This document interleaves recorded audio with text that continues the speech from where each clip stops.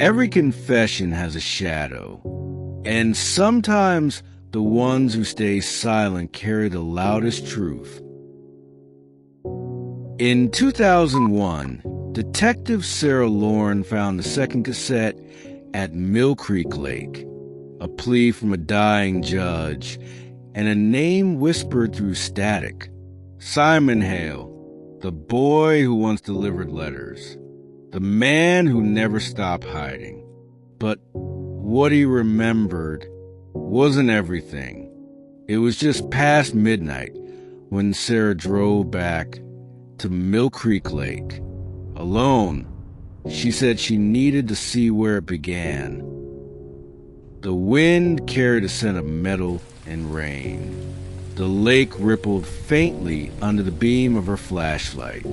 And there, half buried in mud, she found it, a rusted tripod, a film reel case, snapped open, and beside it, a set of initials carved into the wood.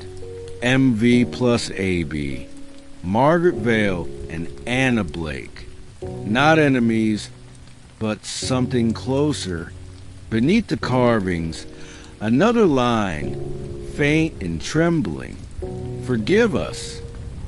When Sarah returned to Simon Hale's home, he was waiting, an old cassette player on the table between them. He said he'd found something after she left, a tape hidden inside the spine of one of Anna's books, The Scarlet Letter. He pressed play. If this is found, tell the truth gently. She didn't mean to push me. She was trying to stop the recording. Sarah in a soft whisper. Margaret. She tried to save her.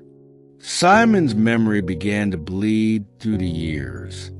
Fragments he'd buried since he was 16.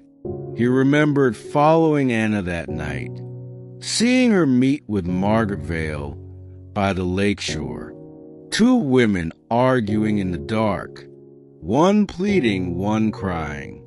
Then headlights, a car pulling up Judge Westbrook's sedan. Daniel Crowe stepped out first. Then the judge. Voices rose. Panic. A struggle. Simon hid behind a tree, his hands shaking. Anna fell backward, slipped on the mud. Her head hit a rock. And silence. Margaret screamed. Westbrook ran to her, yelling, "Get the tapes, now!" It wasn't murder. It was an accident, covered by fear. But what came next was no accident. A week later, the courthouse construction crew poured new concrete in the basement. The same day Anna's body was quietly buried as a Jane Doe, and Margaret Vale disappeared until now, when forensic divers returned to the lake with ground-penetrating radar. They located another anomaly near the cabin site, a sealed concrete pipe. Inside, a woman's remains wrapped in a judge's robe. Dental records confirmed it. Margaret Vale. And in her hand, another cassette. The label was smeared, but one word remained visible: judgment.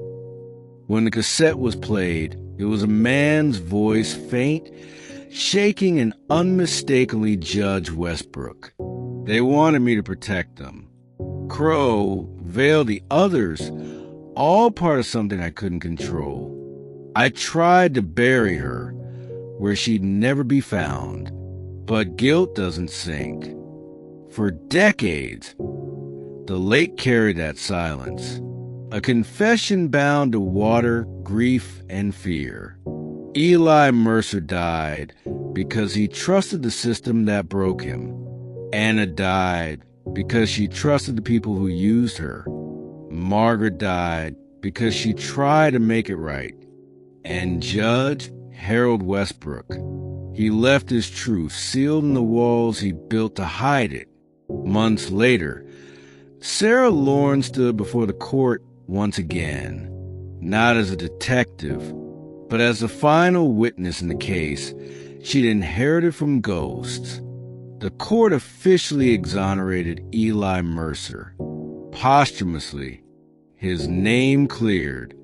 His daughter's tears silent in the front row. Sarah submitted the tapes as evidence. And one final note she'd found in Anna's journal. Truth is not a weapon. It's a wound, one that only heals when shared. And so, the wall that once held a confession now holds a plaque engraved with 7 names. Among them, Anna Blake, Margaret Vale, Eli Mercer, and Detective Sarah Lorne, because she knew that some stories don't end. They echo. The lake is still now, the water quiet.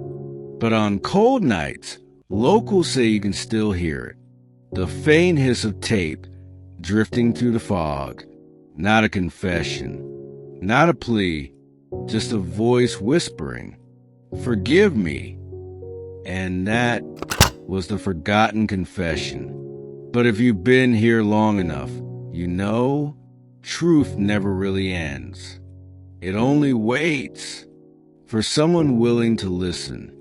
Subscribe to Crime Puzzle HQ, where the echoes of justice, guilt, and redemption find their voice again. Because somewhere out there, another tape is waiting to be found. Turn on the notification bell and leave your comments below.